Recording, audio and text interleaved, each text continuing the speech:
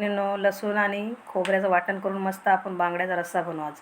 खोबरं घेतले, लसूण, अद्रक आहे, थोडा गरम मसाला आणि थोडी कोथिंबीर घेतली. मस्त मिक्सरमध्ये त्यांना वाटून घेऊ.